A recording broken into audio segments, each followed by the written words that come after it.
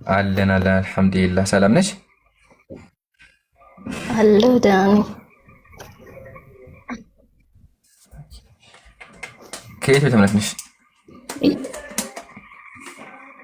ከየት ነሽ? ከየት ነሽ? ከየት ነሽ ሳይሆን ከየት ቤተ እምነት ነሽ? እምነትሽ ምንድን ነው? ኦኬ ፕሮቴስታንት ነኝ። ፕሮቴስታንት። አይ ጥያቄ አለሽ ወይስ እንጠይቅሽ? ተው አንተ አትጠይቂኝ። የሆነ ጊዜ ገብቼ ነበር ይመስለኛል እና እኔም የሆነ ባለፈው ያወራሽ ይመስለኛል። አዎ ስለ ሶስት ስላሴዎች ምናምን ብላ አወዛግበኝ ነበር።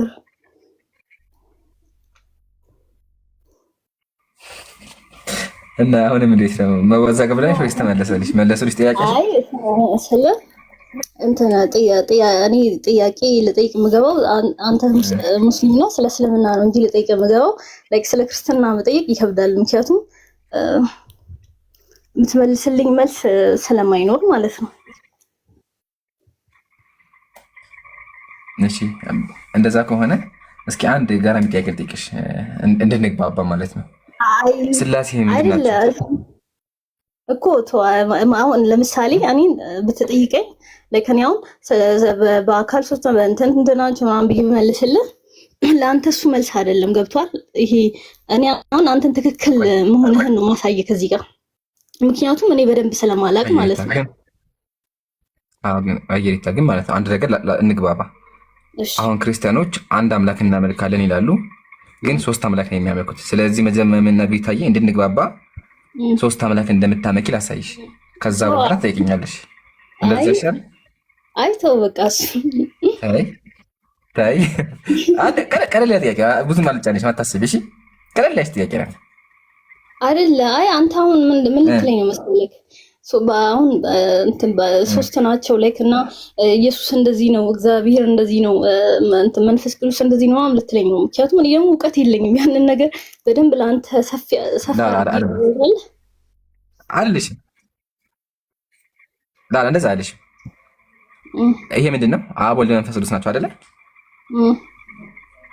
እኔ አላውቅም። እኔ ይሄን ነገር አላምንበትም። ወልድ መንፈስ ቅዱስ ባታኝበትም ግን ሸቃይ በቃ ሰይሉን ተወና አምላክ በሶስት አካል የተገለጠ ሶስት አካል ናቸው። አብ ወልድ መንፈስ ቅዱስ አይደለ? አብ የራሱ ችሎታ፣ የራሱ ፍቃድ፣ የራሱ ኃይል አለው። ወልድም የራሱ ፍላጎት፣ የራሱ ፍቃድ፣ የራሱ ስሜት አለው። መንፈስ ቅዱስም እንደዛ። አባት ልጅን ወለደ፣ መንፈስ ቅዱስ ደግሞ ከእግዚአብሔር አፍ ወጣ። ይሄ አይደለ አስተምሯችሁ? እሺ ጥያቄ፣ አብ ወልድ መንፈስ ቅዱስ ስትይ ስንት ናቸው? በአካል ሶስት ናቸው። በአካል ሶስት ምን ናቸው? ሶስት ምን? ሶስት ሰው ናቸው? ሶስት አምላክ ናቸው? ሶስት ምንድን ናቸው? ይኸው ይምራን። እኔ አላውቅም። እኔ ይሄን አትጠይቀኝ፣ ምክንያቱም እኔ ይሄን ነገር በመልስ እኔ አንተ ለደግፍ። እሺ ቆይ እንዲገባሽ በዚህ ላግልሽ። የባለፈው ያቦኪ ምሳሌ አለ እዚህ ጋር የሚታይሽ እዚህ ጋር የሚታይሻል በግ ነው አይደለ? በግ ስንት በግ በአካል አለ? እዚህ ጋር ስንት በግ አለ በአካል? ሶስት በግ ናቸው አይደለ? ሶስት በግ አንድ የሚያደርጋቸው ምንድን ነው? በግነታቸው አይደለ? ሶስቱም በግ ናቸው።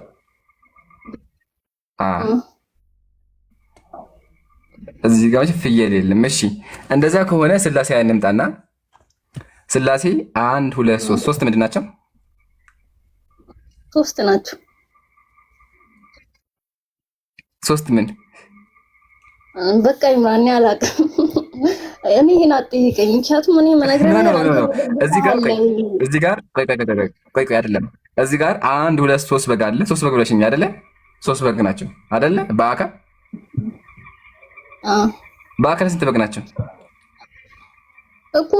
ሶስት በግ ናቸው። ግን ደግሞ ይሄን ደግሞ ከሶስቱ ስላሴዎች ጋር እንትን ልትላቸው አይገባማ። አሃ እንዴ መሰለሽ ሶስቱ የራሳቸው አካል አላቸው አይደለ? ይሄኛው የራሱ አካል አለው፣ ይሄኛውም የራሱ አካል፣ ይሄኛውም የራሱ አካል አለው አይደለ? አንድ የሚያደርጋቸው ደግሞ ምንድን ነው? ስለዚህ በበግነት አንድ ናቸው፣ በአካል ሶስት ናቸው አይደለ? በግነታቸው አንድ ነው፣ በአካል ደግሞ ሶስት ናቸው። ስለዚህ እዚህ ጋር ስንት ቆጠርሽልኝ? አንድ ሁለት ሶስት። በአካል ስንት ናቸው? ሶስት ናቸው። ሶስት ምን በጎች? ሶስት በጎች። እሺ እዚህ ጋር አብ ወልድ መንፈስ ቅዱስ አሉ። ምንድን ናቸው? አምላክ ናቸው። ስንት አምላክ ናቸው? ይምራን ሶስት ናቸው። እኔ ይሄን ነገር ላስረዳ ካልችልም ላብራራ ሶስት ምን ይምሩ ቆይ ስማኝ። አይ ሶስቱ ምንድን ናቸው? ቆይ እሺ ቆይ ይሄ ምንድን ነው? ቆይ አምላክ ነው አይደለ? ቆይ አዎ እሺ ይሄ ምንድን ነው? አንዴ ይሄ ስዕል አምላክ ነው። እሺ ይሄኛው ምንድን ነው? አምላክ ነው። ይሄኛው ምንድን ነው? ይሄኛው ምንድን ነው? አምላክ ነው። ስንት አምላክ ነው? ይምሩ ይሄ ስዕል ነው። እንደዚህ የተቀመጡ ናቸው። አይ ቢሆንም እንዲገባሽ ነው። አሁን ይሄ ኦርቶዶክስ ስዕል ነው እንዲገባሽ። በቃ ስዕሉን ተወውና በጣት ሄዳገው ጣት ላግልሽና አብ ወልድ መንፈስ ቅዱስ አይደለ? አዎ ሶስቱ ምንድን ናቸው? በአካል ሶስት ናቸው። ሶስት ምን? ሶስት አምላክ፣ ሶስት ሰው። ኖ ኖ ኖ በቃ ባፊ ጠፉ በለፈልፍ በቃ ምን በመሰለኝ አፍስ ያመጣ ፀጉር ሲመጣ አይታወቅም ይባላል። በቃ ወጥቷል። ይሄን ያልኩሽ አይሽ አይደለ ሪታ? ስለዚህ አንቺ ራስሽ በአንደበትሽ ሶስት አምላክ በነገርኩኝ በጣም ጥያቄ ውስጥ ገብቼ ነበር፣ በጣም ማለት ነው። እና ግን ወደ እስልምናው ለመምጣት ምናምን አሰብኩ ማለት ነው። አሰብኩና ላይክ ሶስት አምላክ እስልምና ደግሞ አንድ ነው፣ አንድ በአንድ ላይክ ምንም ልዩነት የሌለበት እምነት ነው። ስለዚህ ይሄኛው እምነት ልክ ሊሆን ይችላል ወይም ልክ ነው ብዬ አመንኩኝ ማለት ነው። ነገር ግን በእስልምናው ራሱ አምላክ አንድ ነው ብላችሁ አታምኑ። ይሄን ደግሞ ከብዙ ኡስታዞች እንትን አልኩትና ላይክ ስለዛ ነገር ልታስረዳኝ ትችላለህ? ኡስታዞች ምን አሉሽ? ማለት ብዙ ሙስሊሞች ባለፈው ኡስታዙ እሱ በተናገረው እንትን ላይክ አላህ Subhanahu Wa Ta'ala አንድ ነው። አንተ አሁን አላህ Subhanahu Wa Ta'ala አንድ ነው ብለህ ነው አንተ ታስተምረው፣ አንድ ነው ብለህ ነው የምታስተምረው አይደል? አላህ አንድ ነው። ማለት ሙስሊም የሆነ ሁሉ አላህ አንድ ነው ብሎ ነው የሚያምነው አይደል? እስልምና ውስጥ ሁለት አላህ ኢቨን ሙስሊሞች ተወና መጽሐፍ ቅዱስም አምላክ አንድ ብሎ ነው የሚያምነው። ይምሩ አሁን እኔ ነገርን ነው መልስ ያለብህ። እሺ እዚህ ጋር ቆምና ቀጥል። ልቀጥል? አዎ እስልምና ላይክ እኔ ሙስሊም ነኝ። እኔ አሁን ሙስሊም ብሆን እኔ እናንተ አንድ አይነት ሃይማኖት ነው ያለን፣ ምንም ልዩነት የለውም ነው። ሙስሊምና ሙስሊም እምነቱ አንድ ነው አይደል? ነገር ግን አሁን ባለፈው እሱ ያለውን አላህ ሌሎች ሙስሊሞች ደግሞ ላይክ እሱ አላህ አይደለም ላይክ እናንተ የምታምኑት አላህና ሌሎች የሚያምኑት አላህ አንድ። እኔ አሁን በፊት ላይ ላይክ አሁን ይሄ በእስልምና ውስጥ ራሱ ሁለት እንትን አለ፣ ሁለት ስም ምናምን ያለው እምነት አለ አይደል? ይምሩ እሺ ልመልስ አሁን። ቆይ አልጨርሳ ይምራል። አይ በመጠሪያ ደረጃ ብዙ የሚጠሩ አሉ። ትክክል። አዎ እና እኔ አሁን ላይክ እስልምና አንድ ነው፣ በአንድ ማለት መንገዱ አንድ ነው ብዬ አምኜ ብገባ ላይክ የትኛውን እንትን ነው የምከተለው? ማለት ላይክ የትኛውን አላህ ነው የምከተለው? እናንተ የምትሉትን አላህ ነው ወይ ደግሞ ሌላኞቹ የሚሉትን አላህ ነው የምከተለው?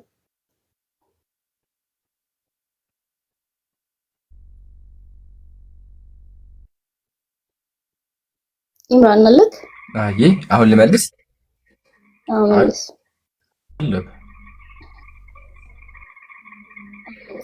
እሺ አልሐምዱሊላህ ወከፋ። የትኛውን አላህ ልከተል? ብዙ ሙስሊሞች አላችሁ የጠየቅሽው አይደለም? መጀመሪያ የምመክርሽ ነገር ምንድን ነው? እስልምና እውነት እንደሆነ ከገባሽ ወደ እስልምና ግቢ። ወደ እስልምና ከገባሽ በኋላ የትኛው ፊርቃ ነው የትኛው ሐሳብ ትክክል ነው ትመረምሪያለሽ። አሁን አንቺ ዝናብ እየመታሽ ነው ያለው። ስለዚህ አንቺ መጀመሪያ ምንድን ማድረግ ያለብሽ ራስሽን ከዝናብ ነው ማዳን ያለብሽ። አንዱን አምላክ አምኛለሽ ትቀበያለሽ። እሱን ከተቀበልሽ በኋላ ደግሞ ቁርአን ሐዲስ የሚሆን ትማሪያለሽ፣ ታነቢያለሽ፣ ከዛ ትወስኛለሽ። ኦኬ ይሄ ነው እንጂ ገና ውጭ ላይ ዝናብ እየመታሽ የት ልግባ የትኛው ክላስ ሳሎን ልግባ ወይስ መኝታ ቤት ልግባ አትይም። መጀመሪያ ወደ ቤቱ ነው የሚገባው አይደለ? ወደ ቤቱ ከገባሽ በኋላ ደግሞ ትመርጫለሽ። ሶ መጀመሪያ ራስሽን አድኝ። ይሄ ነው አንደኛ። ሁለተኛ አላህ አንድ ነው ትላላችሁ፣ ግን ሌሎች ሙስሊሞች የሚሉት ደግሞ አላህ ይለያል አልሽው። የትኛውን ፊርቃ ቢሆን አላህ አንድ እንደሆነ ያምናል። እንደዛ ብሎ የሚክድ የለም። ሱረቱል ኢኽላስ ቁጥር 1 አምላካችን ምን አለ? በል እርሱ አላህ አንድ ነው አለ። ቀጥሎ ምን አለ? አምላካችሁ አንድ አምላክ ብቻ ነው፣ ከእርሱ በቀር ሌላ አምላክ የለም፣ እርሱ በጣም እጅግ አዛኝ ነው አለ። ስለዚህ አምላካችን አንድ ነው። ታዲያ ችግሩ ምንድነው ካልሽኝ፣ ሙስሊም ሆነው ግን ደግሞ የሐሳብ ስህተት የሐሳብ ምንፍቅና ያለባቸው አሉ። ኦኬ እነዚህ እንላቸዋለን የሆነ ትክክለኛ መንገድ ላይ ያልሆኑም ደግሞ ቁርአን ሐዲስ የማይቀበሉ እንላቸዋለን። በምን አንጻር ካልሽኝ እኛ ሙስሊሞች የምንቀበለው ቁርአንና ሐዲስ ነው ያሉት ነው። ነብዩ ሰለላሁ ዐለይሂ ወሰለም ሲሞቱ ምን አሉ? አለይኩም ቢሱነቲ ሙስሊሞቹ ያደራችሁን ሱናዬን ተከተሉ፣ ቁርአንና ሐዲስ ተከተሉ ብለው አስተምረው ሄዱ ነብዩ ሰለላሁ ዐለይሂ ወሰለም። ግን ምን ተፈጠረ? ነብዩ ሰለላሁ ዐለይሂ ወሰለም ካለፉ በኋላ አሁን በቅርቡ በ2000 ዓመት አህባሽ የሚባሉ ሰዎች መጡ። እነሱ ምን አሉ? ቁርአን ላይ ያለውን እኮ አንቀበልም፣ ሐዲስ የተናገረው አንቀበልም፣ ትርጓሜ አለው ብለው አዲስ መንገድ መሰረቱ። ገባሻ? እናደረጉ ምሳሌ አለ ቁርአን ላይ እጆች አሉኝ አለ፣ እጆች የሉትም አሉ። አምላካችን ቁርአን ላይ ከአርሽ በላይ ነኝ ወይም ከፍጡራን በላይ ነኝ አለ። እነሱ ግን አላህ ከፍጡራን በላይ አይደለም ብለው አላህ ላይ ዋሹ። አይሽ አይደለ? ስለዚህ ሙስሊሞች እንላለን እኛ ሙስሊሞች ነን፣ ሱንዮች ነን፣ ሰለፊያ ነን ማለትም ቁርአንና ሐዲስን የምንረዳው ነብዩና ተማሪዎቻቸው ነብዩና ሱሐቦቻቸው ነገር ነው ብለን እኛ ሙስሊም ሰለፊ እንላለን። ሰለፍ ምንድነው? ቀደምቶችን ተከታይ ማለት ነው። ነብዩ ሰለላሁ ዐለይሂ ወሰለም ሐዲስ ላይ ኸይሩል ቁሩኒ አለዚ ነው አስቀምጠው ብዙ ሐዲስ ላይ ተቀምጧል። ምናሉ ምርጡ ዘመን ይሄ ዘመን ነው፣ ቀጥሎ ያለው እስከ 300 ዓመት ድረስ አስቀምጧል። ስለዚህ ምን እናደርጋለን? እነዛ ሊቃውንቶችን እነዛ ሱሐቦችን እንቀበላቸዋለን፣ እነሱ ያዩትን በሙሉ እንከተላለን። ስለዚህ ምን ያለኛ ሙስሊሞች ሰለፊያ ነን ማለትም ነብዩን ተከታይ እንላለን። እነዚህ አህባሽ ተብዮቹ ምን አደረጉ ስንል ቁርአን ላይ ያለውን አንቀበልም አሉ። ምሳሌ አለ በማያሻማ ቃል አላህ አርራህማኑ ዐለል አርሽ እስተዋ አዛኙ ጌታ ከአርሹ በላይ ከፍ አለ አለ። ከፍጡራን በላይ ነኝ አለ። ነብዩ ሰለላሁ ዐለይሂ ወሰለም ያሉ ከሐዲስ ላይ በማያሻማ ቃል ወላሁ ፈውቀል አርሽ አሉ። አላህ ከአርሽ በላይ ነው አሉ። የነብዩ ሚስቶች ደግሞ ምን አሉ? ፈዘወጀኩነ አህሊኩነ ወዘወጀኒ አላሁ ፈውቀ ሰብኢ ሰማዋት አለ። ምሳሌ ዘይነብ አለች አላህ ከሰባት ሰማያት በላይ ያለው አምላክ አጋባኝ አለች። ከሰባት ሰማያት በላይ አይሽ አይደለ? ስለዚህ ሙስሊሞች ነብዩ የተናገሩትን ቁርአን የተናገረውን እንቀበላለን። ስለዚህ አንቺ ምሪታ የመከርሽ ምንድነው? ሙስሊም ከሆንሽ በኋላ ቁርአንና ሐዲስ የተናገረውን ሰለፎች የተናገሩትን እንድትቀበይ ነው። የማትቀበይ ከሆነ ግን እያልሽ ነው ያለሽው፣ አምላክን እየካድሽ ነው ያለሽው። ለምን አምላክ ቁርአን ላይ ምን አለ? እኔ ከአርሽ በላይ ነኝ አለ። እነሱ ደግሞ አይደሉም አሉ። በተዘዋዋሪ አምላክ ትክክል አይደለም እያልሽ ነው ያለሽው። በዚህ አንጻር የተቀመጠው። ስለዚህ ሪታ መጀመሪያ እውነትን አገኘ። እውነት ካገኘሽ በኋላ ደግሞ ይሄን መመርሽ ታገኘዋለሽ። ሲጀመር ቀላል ነው። ውሸትና እውነት በአይተሻ ውስጥ ትገምጪዋለሽ። እነዛ እኮ የሆነ እየደበደቡ ምናምን የሆነ ጫት እየቃሙ የሆነ መቃብር ጋር እየሄዱ አምሮ ስታይ ራስ አይቀበሉም። ካምሮሽ ሰዎችን እያመለኩ ነብዩ ሰለላሁ ዐለይሂ ወሰለም እየጠሩ ምሳሌ ነብዩ እርዱን እያሉ ስታይ ራሱ ተገምጪዋለሽ ምን እንደሆነ እኮ። ግን ሙስሊም ግን አላህን ብቻ ነው የሚያመልከው። ዋናው ፖይንት ሙስሊም መባላቸው ነው፣ ሙስሊም መሆናቸው ነው አይደለ? ግን ላይክ አሁን አንተ የምታስተምረው እስልምና አንድ መንገድ ነው፣ ሙስሊም አንድ ነው፣ አላህ አንድ ነው ብለህ ነው የምታምነው። ሁሉም ሙስሊም አንድ ሃይማኖት ወይም አንዱን አላህ ነው የሚለው ማለት አትችልም። ምክንያቱም አሁን ባለፈው ሁሱ እንዳለው ላይክ ጭንቅላት አለው እጅ አለው ምናምን ያለውን የሚለውን አላህ ላይክ የሁሱን እንትን ለጥፎ ሲያወሩ ነው ላይክ የሰማሁትና እነሱ የሚሉት እሱ እንደዛ አለ ወይ እዚህ ጋር ላረምሽ መጀመሪያ አንድ እንዲገባሽ አንድ ነገር ላስቀምጥልሽ። ምሳሌ እኔ ጃን አከብረዋለሁ አልኩሽና ጃን አከብረዋለሁ ካልኩሽ በኋላ ግን ጃ የተናገረውን ነገር አልቀበልም ጃ ዋሽቷል ብለሽ ምን እያደረኩ ነው ያለሁት? በተዘዋዋሪ ጃን እየሰደብኩ ነው አይደል ያለሁት? አዎ እነሱም ደግሞ አላህ አንድ ነው ቢሉም አንድ አምላክ አለ ቢሉም ግን አላህ የተናገረውን አላህን አንቀበልም እያሉ ነው ያሉት። የአምላክን ንግግር አንቀበልም እያሉ ነው ያሉት። አይሽ አይደለም? ስለዚህ አላህን ብቻ ማምለካቸው ሳይሆን አላህ የተናገረውን መቀበል አለባቸው። አላህ ቁርአን ላይ ምን አለ? ቁል አጢኡላህ ወረሱል አላህን ታዘዙ መልእክተኛውን ታዘዙ አለ። ስለዚህ አንድ ሰው ማድረግ አለበት፣ አላህን መታዘዝ አለበት፣ መልእክተኛውን መታዘዝ አለበት። እነሱ ጋር አይታዘዙም። በተዘዋዋሪ አምላክ አንቀበልም እያሉ ያሉት። በአላህ አንቀጽ ደግሞ የሚክድ ካለ ምንድነው ከባድ ቅጣት ነው የራሱ ያለባቸው እና አላህ ከነሱ ይጠብቀን፣ እነሱም አላህ ሂዳያ ይስጣቸው። ስለዚህ ሪታ ይሄ ነው። ሲቀጥል ደግሞ አላህ ጭንቅላት አለው ብለዋል አለ ሼህ ሁሱ። እንደዛ አለ። ሙስሊሞች አምላክ አለኝ ያለውን አለን ይላል። ምሳሌ አምላክ ቁርአን ላይ ምን አለ? ሊማ ኸለቅቱ ቢየደይ አለ፣ በእጆቼ ለፈጠርኩት አለ። ስለዚህ አላህ አደምን በእጁ እንደፈጠረ እናምናለን። ቀጥሎ ወየውመ የክሽፉ አን ሳቅ አለ፣ እግር በሚገለጥበት ጊዜ። ስለዚህ አምላካችን የፍጡራን የማይመስል ለልቅናው በሚገባ መንገድ እግሮች እንዳሉት እናምናለን። አይሽ አይደለ? አምላክ ቁርአን ላይ ስለተናገረ። ስለዚህ ሙስሊም ያለውን አለ ይላል፣ ያልተነገረውን ደግሞ ዝም ይላል። ያልተነገረ ምሳሌ አንድ ሰው መጥቶ አላህ እንደዛ አላቅም ያልተነገረውን አላቅም እለዋለሁ ምን እስከሆነ ድረስ ሲፈቱል ቀቢሃ እስከሆነ ድረስ ቀቢሃ ከሆነ ለአላህ መጥፎ ነገር በሙሉ አይገለጽለትም። ግን ጥሩ ነገሮች ወይም ደግሞ የሆነ ባህሪያት ከሆኑ ያልተነገሩ ከሆነ ግን አናወራም፣ አናቀም፣ አልተገለጸም እንላለን። ለምን? አምላክ እውቀት የሰጠ ትንሽ የሰጠ አይደለም። ሙሉ ስለ አምላክ የሚያውቅ የለም። መቼም አምላክን ያየ ስለ አምላክ ሙሉ እውቀት ያለው የለም። ይሄን መጽሐፍ ቅዱስ ላይ ራሱ ምንድነው የሚለው? ሚስጥሩ ከመላእክቶችም ከሰዎችም የተደበቀ ነው ይላል። የአምላክ ሚስጥር የሚያውቅ የለም፣ ሁሉን ያየ የለም። ግን በተነገረን እናምናለን። ስለዚህ አምላካችን የተናገረውን በሙሉ እንቀበላለን። ዝም ያለውን ዝም እንላለን፣ የለኝም ያለውን ደግሞ የለውም እንላለን። አይሽ አይደለም? ይሄ ነው በቃ ትክክለኛው መንገድ። ይሄ ነው መዝሀቡ ሰለፍ፣ የሰለፎች መንገድ ይሄ ነው። ጥሪያችንም ወደዚህ ነው። ግልጽ ነው እኮ። ታዲያ አሁን እግር አለው ማለት እግር አለው ተብሎ እግር ተብሎ ከፍጡር ይለያል ማለት እንዴት እንደዚህ ይቻላል እንዴ? እንደዛ ያለበት ደግሞ ለምንድን ነው? አላህ ቁርአን ላይ ምን አለ? ለይሰ ከሚስሊሂ ሸይእ አለ፣ አላህን የሚመስለው ነገር የለም አለ። ስለዚህ አላህ እኔን አይመስልም፣ ፍጡራን አይመስልም። አይሽ አይደለ? ስለዚህ ፍጡራን ካልመሰለ ለልቅናው በሚገባ ነው የሚሆነው፣ በእኛ በማናውቀው መንገድ ነው የሚሆነው ማለት ነው እንጂ የፍጡራንም እግር ድክመት አለበት፣ በስጋ የተሞላ። አምላክ ደግሞ ስጋ የሚባል ነገር አይገለጽለትም። ግልጽ ነው። ይምሩ አንድ ያፎንሽ የቀደሞቹን ቪዲዮዎች ትከፍትልኛለህ? አንዴ የቀደሞቹ በጎቹ ሶስቱ በጎች እንደዚህ የሆነ ነገር ከላይ ያደረጉት በጎችን ክፈትልኝማ አንድ አፍታ። ይሄንን አናሎጂ ተመልከች ይታይ። ኦኬ እነዚህ በጎች ፊት ለፊት እንትን አላቸው አይደለ? ላይክ ጭንቅላት ብለን የምንጠራው የሚባል ነገር አላቸው አይደለ ሪታ? ለምሳሌ አሁን አንድ አበበ የሚባል ሰው ከታች ቢመጣ አው ሪታ ባለችው ሄዶ ኦኬ እግር ከሆነማ የፍጡር ነው ምናምን በሚለው ቢመጣ ኦኬ እነዚህ ፊት አላቸው፣ ሪታም ፊት አላት። ሶ የሪታ ፊት እንደ በግ ፊት ነው ማለት ይችላል። ያምራሉ ደግሞ እንትናት ወይ አይተሻል። አናሎጂ አይሰራም። እሺ እዚህ ጋር ይሄንን ልጨምርልሽ ብዬ ነው፣ ይቅርታ በማሊ ግቦት። ቀጥል ይምሩ። አይ ጀዛከላ። ይሄን ያለው ግልጽ ነው ሪታ? በትንሹ አይ ያልገባሽ ካለ ጠይቄ በደንብ ግልጽ እስከሚሆን ድረስ ነው። ግን እንዲገባሽ ደግሞ ማለት ነው እንዲገባሽ አሁን ወደ ክርስትና እንምጣና ማለት ነው። ክርስትና ስንት ዲኖሚኔሽን አለ ታውቂያለሽ? ስንት ክርስትና አለ? ብዙ 45,000 ሰማሽ? 45,000 ክርስትና ነው ያለው መጽሐፍ ቅዱሳቸው። ሌላ አሁን እዚህ ጋር ይውማ አሁን ይሄ የኦርቶዶክስ የጴንጤ የኦርቶዶክስ ግዕዝ አይሽ አይደለ? መጽሐፋቸውም የተለያየ አስተምሯቸውም የተለያየ 45,000 ክርስቲያኖች አሉ። 45,000ዎቹ ከጊዜ በኋላ መጥተው ኢየሱስ አምላክ ነው ያሉ አሉ፣ ኢየሱስ ፍጡር ነው ያሉ አሉ፣ ኢየሱስ መልአክ ነው ያሉ አሉ። አይሽ አይደለ? ኢየሱስ የለም ያሉም አሉ። ብዙ ናቸው እንደዚህ ያሉ ማለት ነው።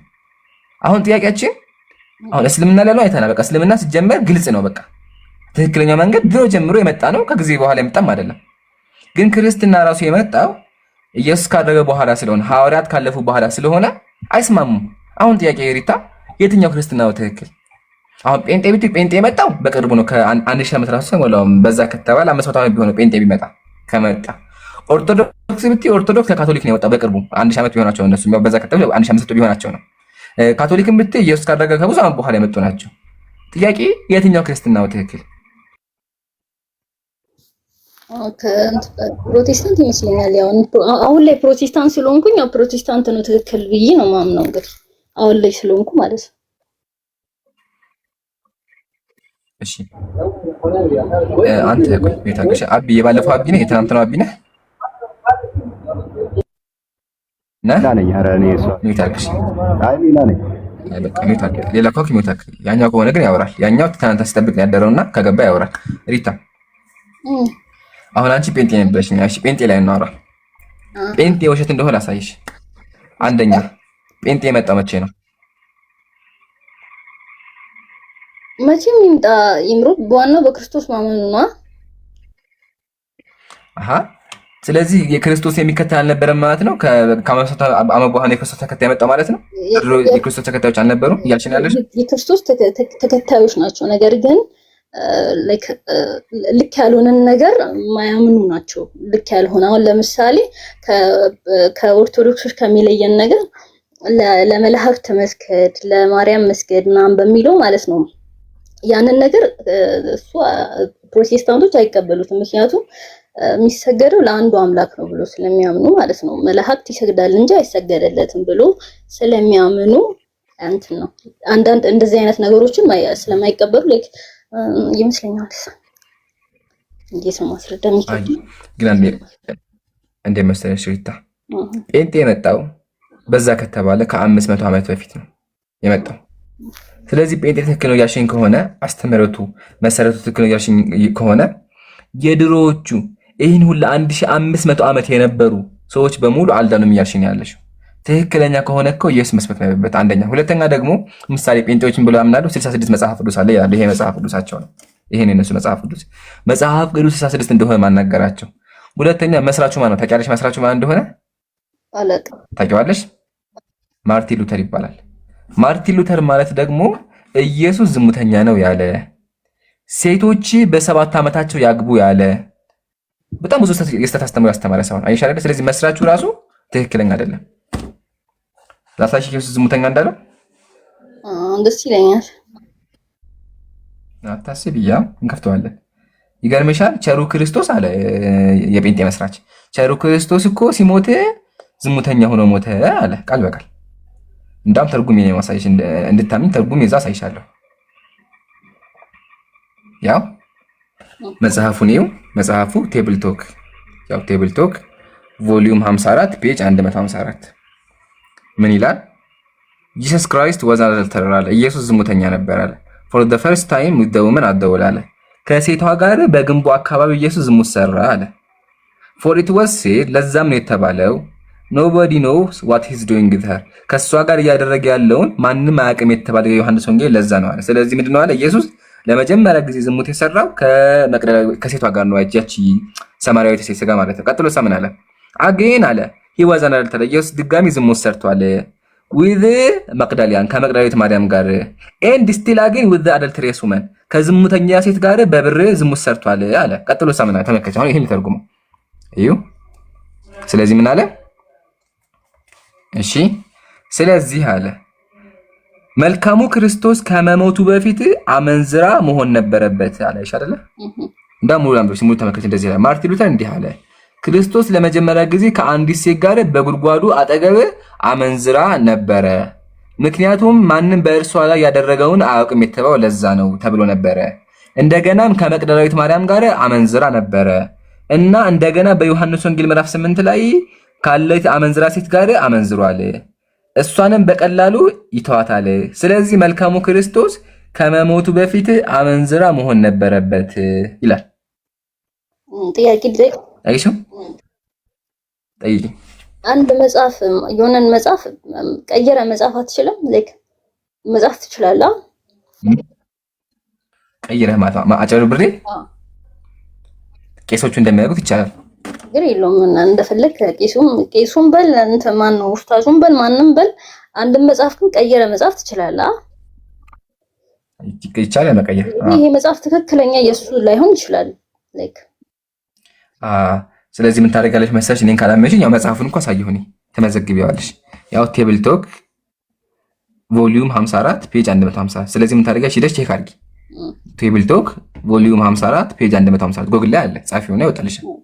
ከዛ አንብቢ አንቺ አስፍረጂ። ያው እኔ ሙሉ መጽሐፉን ነው ያመጣሁት። ሌላ ደግሞ ማለት ነው ይምሮ ኢየሱስ ነብይ ነው ተባለ። አሁን እንበልና አንተ አምላክ ጌመር ነው ብለህ ታስባለህ? ምን አምላክ ጌመር ነው ብለህ ታስባለህ? ማለት ሰዎች ላይ ጌም ማለት ይሄ በቃ እኛን ይሁን አሁን እኔ ለመዝናናት አንድ ቲቪ ከፍቼ የሆነ ነገር ለመዝናናት ልመለከት እችላለሁ አይደል? አምላክ ይሁን እኛን እንደ ጌም ወይ እንደ ፊልም ምናምን እንትን የሚለን ይመስልሃል? እንደዛ ይመስልሃል? ትክክለኛው ያንተ አምላክ እንደዛ ይመስልሃል? ትክክለኛው አምላክ እንደዛ አይደለም። እንደዛ አይደለም አይደል?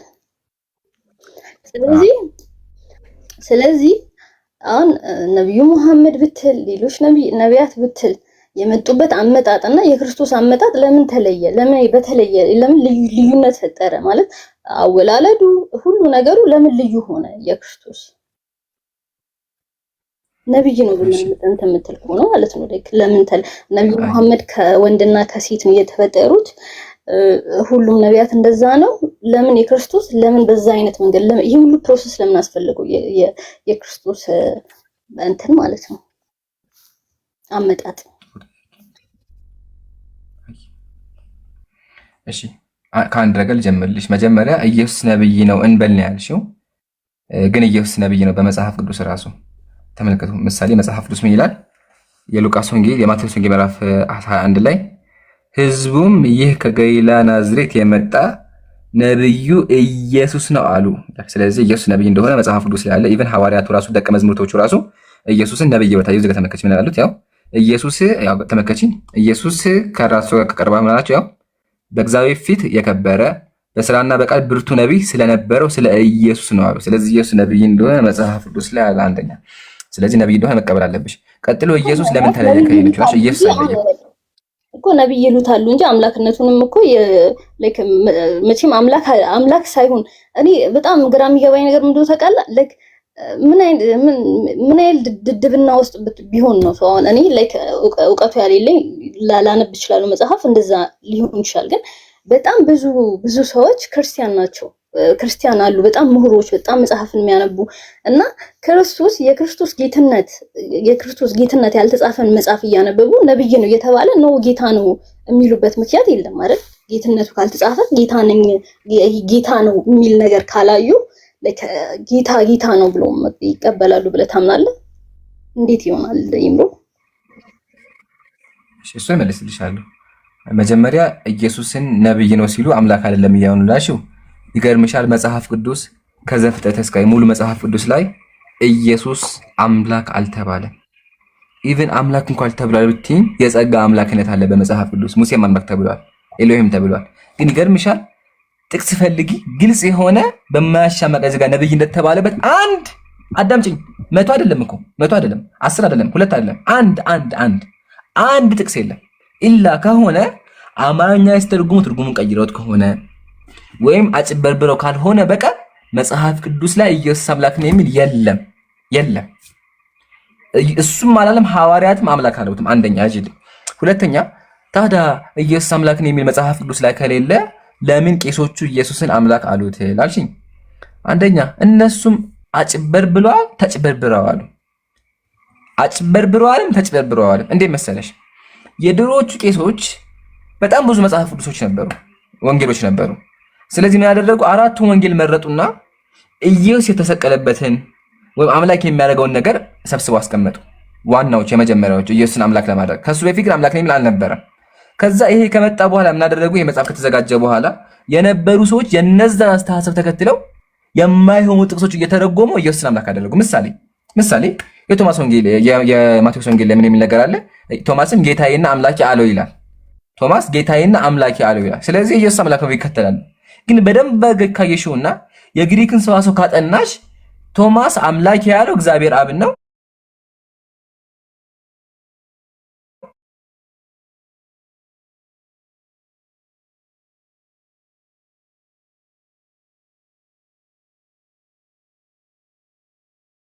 ሮሜ 9:5 አስገብተዋል። እንደዛ የሚል ይጨምራሉ መጽሐፍ ቅዱስ ላይ። ስለዚህ የራሳቸውን ሐሳብ ምን ያደርጋሉ?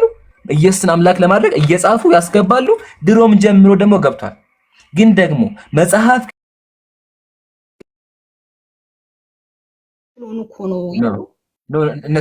እነሱ አይደሉም። መጽሐፍ ቅዱስ ላይ እናትም አባትም የሌለው ሰው አለ። ስሙም መልከ ጼዴቅ ይባላል። ዕብራውያን ምዕራፍ 7 ተመልከች። ይሄ አባትና እናት ተነብል የሚፈልገው ከኔ መጽሐፍ ነው። ይሄ ያ መጽሐፍ ቅዱስ መጽሐፍ ቅዱስ ዕብራውያን ምዕራፍ 7 ቆይ አቢ አየሽው? መጽሐፍ ቅዱስ ምዕራፍ 7 ነው። ትንቢተ ዕብራውያን ማለት ነው። ምን አልሽኝ? እሺ ቀጥል ይምሩ።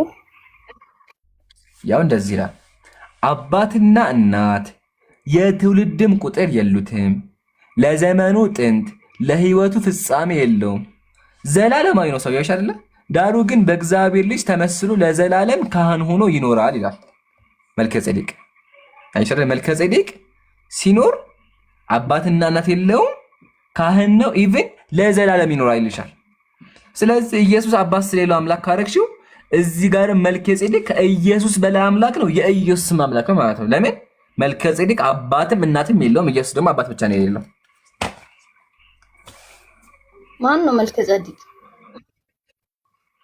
የሆነ ሰው ነው፣ ካህን ነው። በአብርሃም ጊዜ ነበረ እኮ። ሙሉን ማለት ሙሉ አንተ እንደምትለው ነው ነገሩ። ሙሉን ብታነበው አንተ እንደምትለው ነው የሚሆነው። አንብቢው። ያው ይኸው ከፈለግሽ ሙሉ ለሙሉ ያው አባትና እናት የለውም። ያው አባትና እናት የትውልድ ቁጥር የሉትም። ያው አባትና እናት የለውም። ስለዚህ ኢየሱስ ካለ አባት መወለዱ አምላክ የሚያደርገው ከሆነ መልከጼዴቅ የኢየሱስ አምላክ ነው ማለት ነው። ለመልከጼዴቅ አባትም እናትም የለም፣ ኢየሱስን ይበልጠዋል። ዳሩ ግን ሪታ አንድ ሰው አባት የለውም ማለት ከሰውነት አይወጣም። ስቲል ሰው ነው። አምላክ ሲጀመር አባትም እናትም የለውም። እሺ እኮ ማለት እኔ እኮ ልዩነቱን እኮ ነው የምልህ። ከሰው ልጅ የሚለየውን ነገር እኮ ነው ያልኩህ ኢምሩ። አካሄዱም አመጣጡም አካሄዱም ይለያል ያልኩ። አሁን አመጣጡም አካሄዱም ይለያያል። ላይክ አሁን ነቢያቶች ከአፈር በታች ሆኖ ነው የቀሩት አይደል? ላይክ አሁን ነብዩ መሐመድ ከአፈር በታች ነው ያለው አይደል? ነው አይደለም? አዎ። ግን ይገርምሻል ኢየሱስም ከአፈር በታች ይገባል። ኧረ አልገባም። በእናንተ አይል ይገባል። አልገባም። አሁን አልገባም፣ ግን ወደፊት ይገባል። አሁንም ካልገባል ለምሳሌ እንትና ስሙን ጥሩልኝማ ኤልያስ። አሁን ምሳሌ ኤልያስ አድርጋ ወደ ሰማይ አልሞተም፣ ሰማይ ላይ ነው ያለው ኤልያስ ባንቺ ማለት ነው። መጽሐፈ ነገሥት ላይ የሁለቱ ልዩነት አለው የለውም ብለህ ታምናለህ? በእናንተ ሁለቱም በእኛ ከሆነ ኢሳ አለይሂ ሰላም አይሁዳውያን ሊገሉ ሰው አምላካችን ወደ ሰማይ ወስዶታል። አሁን ሰማይ ላይ በአላህ ፍቃድ ነው ያለው፣ ግን ወደፊት መጥቶ ይሞታል። ለዛ ነው አምላካችን ቁርአን ላይ ምን አለ? ወኢን ሚን አህሊል ኪታቢ ለዩእሚነነ ቢሂ ቀብለ መውቲህ፣ ከመሞቱ በፊት በእርሱ የሚያምኑ እንጂ አንዱም የለም። ስለዚህ ኢሳ አለይሂ ሰላም እንደሚሞት ተቀምጧል፣ ይሞታል። ኢቭን መጽሐፍ ቅዱስ ላይ ራሱ ብትመለከች ኢየሱስ ስልጣኑን በሙሉ ለአባቱ አስረክቦ ጉዳዩን እንደሚጨርስ ይናገራል። ግን አሁን ድረስ አለመሞቱ ደግሞ ልዩ ያደረገው በሽ የምታስቢ ከሆነ ደግሞ ሊመስሙ ኤልያስ አልሞተም። አሁን ድረስ ሰማይ ላይ ነው ያለው እኮ። አሁን መልሰህልኛል ይምሩ። ልዩነት እንዳላቸው እኮ አሁን እያልካል ነበር እንዴ ይምራ? አልሞተም። ትክክል። በሞት ደረጃ ከሆነ አልሞተም። ትክክል። ሰማይ ላይ ነው ያለው ኢየሱስ። በአብ ቀኝ ምን? በአብ ቀኝ ነው ያለው። እሱ በእናንተ ነው። እሺ በእናንተስ ምንድን ነው? በእኛ ደግሞ ያለው ሰማይ ላይ ነው ያለው። አይ ቲንክ አሰማው ታኒ አይደለ? ጀማ ኮሜንት ላይ ጻፉ። ሰማይ ላይ ነው ያለው። ሁለተኛው ሰማይ ላይ አይ ቲንክ እርግጠኛ ጋር አይደለሁም። ሰማይ ላይ ነው ያለው። ዋናው ግን ሰማይ ላይ እንደሆነ መቀመጡ ነው። ግን ደግሞ ይሄን በጣም እርግጠኛ ሆነህ ማፈልግ ይምራ። እርግጠኛ ያለውን ከሆነ ነገር እርግጠኛ አሰማ ውሳኔ ነው። አይ ዋናው ሰማይ ላይ መሆኑ እኮ 7 ሰማይ ነው ያለው። አንደኛም ላይ ሁለተኛው ደግሞ ልዩነት የለም። ግን ሁለተኛ ትክክለኛ አክቹዋሊ ትክክለኛ ሁለተኛ ሰማይ ላይ ነው ያለው። እሺ ክርስቶስ በእናንተ መሲሁ ሲመጣ ማለት ነው ምን ሊያደርግ ነው የሚመጣው ይምሩ? ኢሳ አለይሂ ሰላም የሚመጣው ለምንድን ነው ካለን፣ አንደኛ ለመሞት ነው፣ እንደ ማንኛውም ሰው ስራውን ለመፈጸም ነው። ሁለተኛ ሐሳዊ መሲህን ለመግደል ነው። ውሸታም መሲህ ይነሳል። ያ መሲህ ተነስቶ እኔ አምላክ ነኝ ብሎ ሰዎችን ይረብሻል። ኢሳ አለይሂ ሰላም ደግሞ መጥቶ በነብዩ ሰሪዓ ተደራድሮ በቁርአን ተተዳድሮ ወልዶ ከብዶ ነብዩነት ደረጃ ከፍ ይላሉ። የነቢያት መጨረሻ ናቸው። የነቢያት መደምደሚያ፣ የነቢያት አለቃ ናቸው ነብዩ መሐመድ ሰለዋቱላሂ ዐለይሂ። እሺ ይሄን ካየን ለምን ነብዩ ወደ ምድር አይመጡም ካልሽኝ፣ ነብዩ ስራቸውን ጨርሰዋል። ስራቸው ምንድን ነበረ?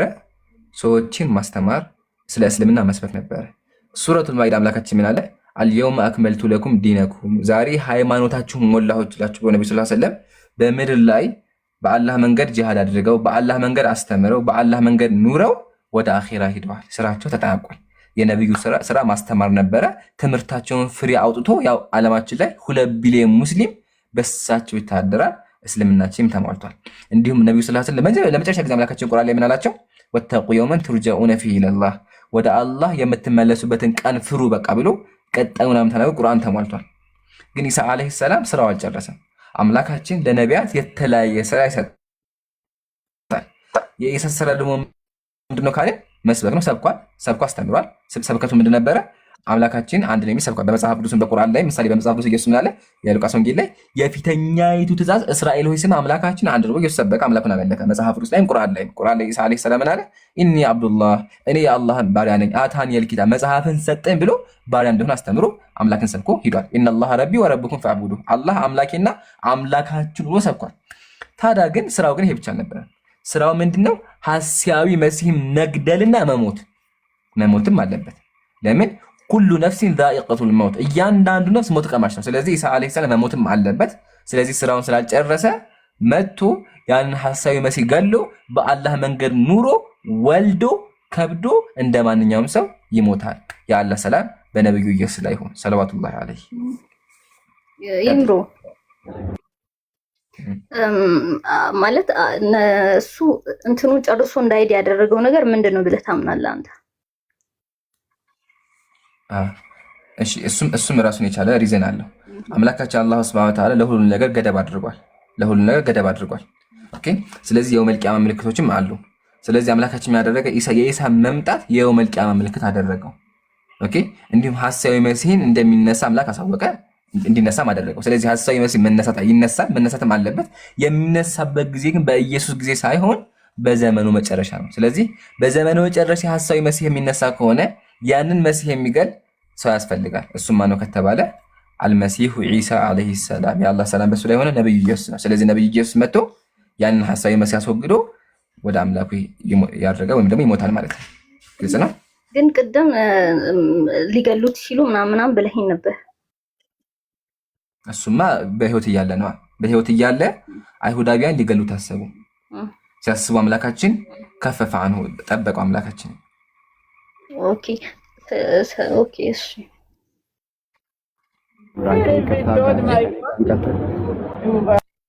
ኧረ እባክህን አቢ ተራህን ጠብቅ። ሪታ የመጨረሻ ነገር ልንገርሽ ነው፣ ይበቃሻል። ግን ይገርምሻል፣ በመጽሐፍ ቅዱስ ያለው ኢየሱስ እመጣለሁ ብሎ አልቀረ በዛው። የመጽሐፍ ቅዱስ ኢየሱስ ለተከታዮቹ ምን አላቸው? ጓደኞቼ ሆይ እመጣለሁኝ፣ ሳትሞቱ እመጣለሁ፣ እናንተ እስራኤልን ዙራችሁ አስተምሩ እመጣለሁ አላቸው። ጠበቁት፣ ከዛ ሞቱ። 2000 ዓመት አለፈ፣ እስካሁን በቃ የለም አልመጣም። ለምንድን ነው እንደዚህ ያደረገው ኢየሱስ?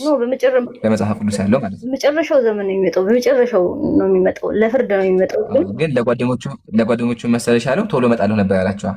ቶሎ አሁን እመጣለሁ ነበር ያላቸው። ይምሮ ልዩነት አለው ያልከኝ ማለት መጽሐፍ ቅዱስ እሺ ልዩነት አለው ብለኛል። ይሁን ግን እኔ የማውቀው ላይክ በመጨረሻው ዘመን ለፍርድ እንደሚመጣ እንጂ ለጓደኞቹ እስኪሞቱ ድረስ ምናምን ሳይሆን ለፍርድ እንደሚመጣ ነው የማውቀው። ለፍርድ እንደሚመጣ ነው። አንድ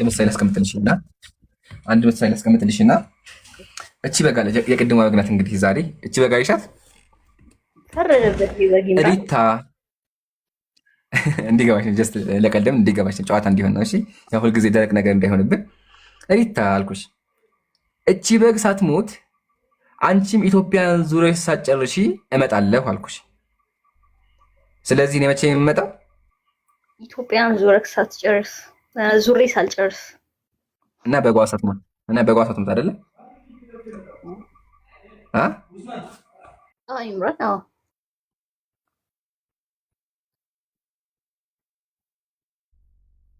ሶሪ ሰው እያወራሁ ነው። እሺ ስለዚህ አሁን እኔ የመጣው መቼ ነው? በጓ ስሞት ነው አይደለ? አይ በጓ ስሞት የሚመጣ ከሆነ ግን እኔ ሳልመጣ በጓም ሞተች፣ አንቺም ደግሞ ኢትዮጵያን ዙረሽ ጨረሽ። በተዘዋዋሪ ማድረግ ያለው ማለት ነው። አንተ እንደምትለው ከሆነ ይሄ ውሸት ነው። ነገር ግን ኢምራን እኔ ማውቀው በመጨረሻው ዘመን እዚህ ጋር ቆሚና ማለት ነው። ግን ኢየሱስ ምናቸው መሰለህ ለጓደኞቹ ተመልከች። ኢየሱስ ያለውን በአንዲቱ ከተማ መከራ ያሳዩአችሁ ወደ ሌላይቱ ሽሹ። እውነት እላችኋለሁ የሰው ልጅ እስኪመጣ ድረስ የእስራኤልን ከተሞች አትዘልቁም አላቸው። ድጋሚ እስከመለስ ድረስ እስራኤልን ዙራችሁ አትጨርሱም አላቸው። ከዛ በኋላ ሞቱ። እስካሁን ግን አልመጣም። ምን ተሻለ? እነሱ ዙሮ ላይ ጨርሱ ይችላሉ። ላይ አሁን ዙሮ ጨርሰዋሉ። ታዲያ ዙሮ ጨርሰዋሉ። ሞቱ እኮ የሉም። ሰዎቹ ሞተዋል እኮ የሉም። አክቹዋሊ የሉም ሰዎቹ። ሞቱ አላለም እዚህ ጋር ሞቱ ብሏል። ሐዋርያት አሁን በሕይወት አሉ እንዴ? ሞታሉ። ሐዋርያት በሕይወት አሉ?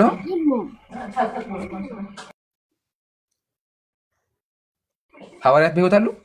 የሉም። ሞተዋል። ታዲያ ለምንድን ነው ኢየሱስ እንደዛ እመጣለሁ ብሎ ያላቸው? እኮ ይመጣል። ታዲያ ይመጣል። እንደ አሁን ይመጣል። ታዲያ ሐዋርያት እኮ ሞቱ እኮ እነሱ ሞቱ፣ ግን እሱ ይመጣል። ላይክ እሱ ይመጣል። ግን እኮ ቶሎ መለሳው ነበር ያላቸው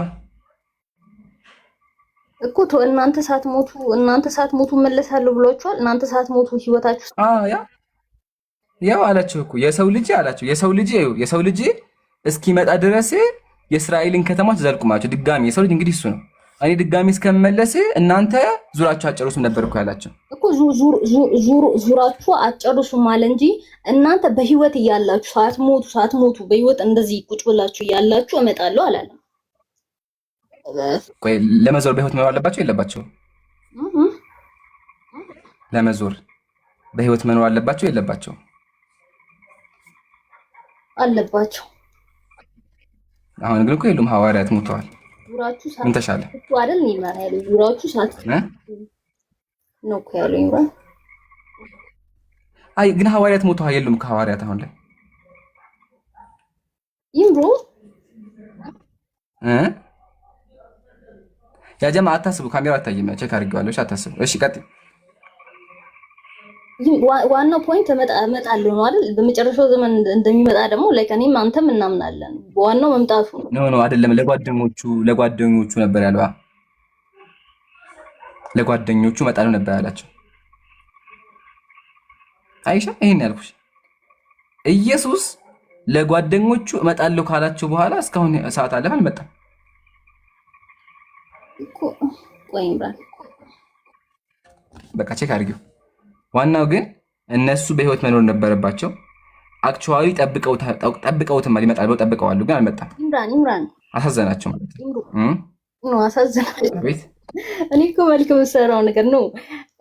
አይ ወላሂ እኔ አሳዘነኝ ሪታ። እኔ አዝኜላቸው ለመሰለሽ አክቹዋሊ ቤተክርስቲያን አለ። አሁን ምሳሌ እኔ የተመረኩበት ትምህርት ቤት ነበረ እና እምነታቸውን መሰለሽ በቃ ኢየሱስ አሁን ይመጣል ብሎ ያምናል። አሁን ይመጣል በቃ ኢየሱስ ብሎ ያምናሉ። እና አሜሪካ ላይ ምን ያደረጉ መሰለሽ? አሜሪካ ላይ ተሰብስበው 2000 ዓመት ላይ ጠበቁ። በቃ ኢየሱስ ይመጣ ብለው ጠበቁ። እቃቸውን ሽጠው ጠበቁ። ለምን? ኢየሱስ ሲመጣ ዳግም ምጽአት ላይ ከባድ ስለሚሆን እቃቸውን ሽጠው ተራራ ላይ ተቀምጠው ይጠበቁት ይመጣል ብለው ማለት ነው። ጠበቁ፣ አልመጣም። እና እስቲል አሁን ድረስ ራሱ ዓለማችን ላይ ኢየሱስ አሁን ይመጣል ብለው በቃ 30 ሰው ቁጭ ብለው የሚጠብቁ ሰዎች አሉ። ግን ኢየሱስ ሳይመጣ ቀረ። እሱ እናንተ ይኸውልህ አንተ እኮ ያልተረዳኸው ነገር ምንድነው ታውቃለህ? አትዘልቁም አላችሁ እንጂ እናንተ በህይወት እያላችሁ እኔ እመጣለሁኝ አላለም እኮ። ቃል በቃል ለመዝለቅ ምን ያስፈልጋቸዋል? ንገረኝ እስኪ። ያው እዚህ ደቀ መዛሙርቱ ከመምህሩ በባሪያም ከጌታ አይበልጥም አላቸው ይላል። አይሽ አይደለ? ስለዚህ ስለ ደቀ መዛሙርቱ ነው የሚያወራው። ደቀ መዛሙርቱ ደግሞ ለመዞር በህይወት መኖር አለባቸው። ግን እነዚህ ዙረው ሞቱ እኮ በቃ ዙረው ጨርሰው ሞተዋል እኮ ማለት ዙሮ ሳይጨርሱ ነው የሞቱት አይደል? እንደዛ ይሞታል በቃ የለም። ሞተዋል በቃ እነሱ ሳይዘልቁ ማለት ሁሉንም እሱ እንዳለው ሳያስተምሩ ወይም ሁሉም ቦታ ሳይዘልቁ ላይክ ሞቱ፣ አለቀ። ከሞታቸው በኋላ ደግሞ ክርስቶስ ይመጣል፣ አለቀ። ይምራል። ግን ቢሆንም እኮ ቶሎ መጣሉ ነበር ያላቸው። አልመጣላቸውም ለነሱ። ኤኒዌይ በቃ ይበቃናል። እሺ ቢታይ ከዚህ በላይ አድካሚ ነው የሚሆነው። ዋናው ግን እንዳየሽው ከሆነ ኢየሱስ ለጓደኞቹ ራሱ ቃሉን እንዳልጠበቀ ነው። ይመችሽ። በቃ ጥያቄዎች አሉሽ ሌላ ወይም ቤት አድርጊና ኤዲታ ሌላ ሰው ደግሞ መሀል ደግሞ ትገባለሽ። አቢ ተራህን ጠብቃለህ። ጥያቄ ነው ጠይቄ ነው። ከሱ በፊት የሆነ ነገር አለ። ቅድም ያጀማ ሰርፕራይዝ አለ ብያችሁ ነበርና ሰርፕራይዙ ምንድነው? አቆየህን አጓጓህን ብላችሁ ነበር። ያው 3 ሚሊዮን ገብታችኋል። ታብታብ አይደለ? 3 ሚሊዮን ከገባ ይከፈት አይደለ? እስኪ ምን ትላላችሁ? አብዱልፈታህ ጃ ኢልያስ ምን ትላላችሁ? ይከፈት ወይስ ይቆይ ሰርፕራይዙ? አኺ 2 ሚሊዮን እኮ ነበረ ያልካቸው ይመስለኛል። እና 3 ሚሊዮን ገብቶማ መከፈት አለበት። አየ ይከፈት በቃ። እሺ ሰርፕራይዙ ምንድነው ካላችሁኝ፣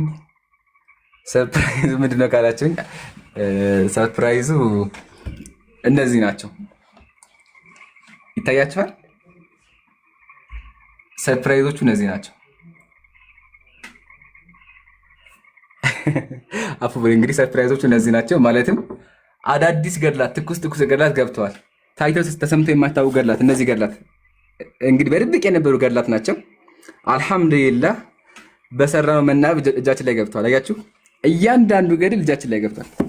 እያንዳንዱ ገድል ሰምታችሁ የማታውቁት ገድል አይታችሁት የማታውቁት። አሁን ምሳሌ ይሄን ገድል ይዩት። ገድለ አቡነ ዜና ማርቆስ ነው። ይሄም ገድል እጃችን ላይ ገብተዋል። በጣም ብዙ ገድላት ናቸው። ይታያቸዋል ከላይ እነዚህ ተአምረ ቅዱሳን ወሰማዕታት ምናምን እጃችን ላይ ገብቷልና ይሄ ልንገራችሁ ብዬ ነው። ስለዚህ በቅርቡ አዲስ ነገር ጠብቁ። በጣም ብዙ ነገር ተገኝቷል እነዛ መጽሐፍ ላይ። ያው ደብቋቸውም ቢሆን አልሐምዱሊላህ እህቶቹን ጀዛኩሙላህ በሆነ ወንድሞች እገዛ መጽሐፉን ገዝተነዋል ማለት ነውና ይሄ ነው። ስለዚህ ከዚህ በኋላ አዳዲስ ገድላ ጠብቁ ማለት ነው። አዳዲስ ገድላ ጠብቁ። በአዲስ ነው የምንመጣው። የዛ ሰዓት ደግሞ ምን እንደሚሆን እንግዲህ አናውቅም። እስካሁን የሚነበበው ገድል ይሄ ብቻ ነበር። አክቹዋሊ ይሄ ብቻ ነበር ድሮ የነበረው ማለት ነው። አሁን ግን ይሄ በሙሉ ተጨምሯል። ከላይ ያለውም አለ። ኢቭን ደግሞ ሌላ ቦታም አለ። አንዴ ሌላ ቦታ ልውሰዳችሁ። ኢቭን እዚህም ደግሞ አለ። ይታያችኋል። እዚህም አለ። በቃ ጠብቁ እና እኔ ደስ ብሎኛል። እናንተም ደስ ይበላችሁ። ከዚህ በኋላ በአዳዲስ ነው የምንገናኘው ማለት ነው። ምን ትላላችሁ? ገስት ላይ ያላችሁ ወንድሞች። ኢምራን አይ ቲንክ ሀሳብህ ሙሉ ለሙሉ ከቲክቶክ እንዲወጡ ማድረግ ነው አይደለ? እንደሱ ከሆነ ቶሎ ንገረን ካውዱ አይቀርም። ወላሂ አንተ ሱብሃንአላህ ነው ያልኩት። ኢልያስ ወላሂ ልንገርህ፣ ሱብሃንአላህ ነው ያልኩት። ወላሂ ሱብሃንአላህ ነው ያልኩት። እስካሁን በቃ ገደል ታይቶ አይታወቅም ነው ያልኩት። ከምታስቡት በላይ ነው በቃ ጉድ ያለው ማለት ነው።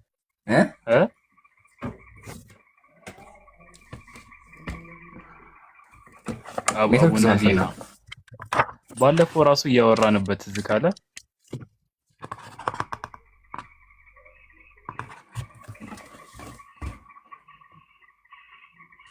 ይሰማል። ይሰማል ግን ቆይቶ የሚደርስ እንጂ ይሰማል። አይ ባለፈው ራሱ እያወራንበት እያልኩ አልሐምዱሊላህ። በቃ ገራሚ ነው። ከዚህ በኋላ የሚሆነው ኢንሻአላህ እንግዲህ ፕሮግራም ይዘን እነዚህ ግን ሰርፕራይዝ ነው የምናደርጋቸው። ያጀማ ሰርፕራይዝ ነው የምናደርጋቸው ማለትም የሆነ ቀን ሳታስቡት ክፍት አድርገን ቲክቶክን ባንዲ የምንገለብጠው ማለት ነው። ኢንሻአላህ ጠብቁ ሁላችሁም። እና ኦርቶዶክሳውያን ከኛ ስደብቁት የነበረው ገድል እጃችን ላይ ገብቷል። ተዘጋጁ። ያው ጥንቃቄ ማድረጉ ከዚህ በኋላ ማለት ነው። ዳቀማት ከሰስ ሲገቡ ያየኋቸው ነው። ያው እወቁ ለሚለው ነው። ከዚህ በኋላ አዲስ ነገሮችን እናሳያቸዋለን። እሺ አብዱልፈታህ ጃ ኡስታዝ ጀማል የሚጨመር ካለ ጨምሩበትና የገቡ ልጆች አሉ እነሱን እናስተናግዳቸው።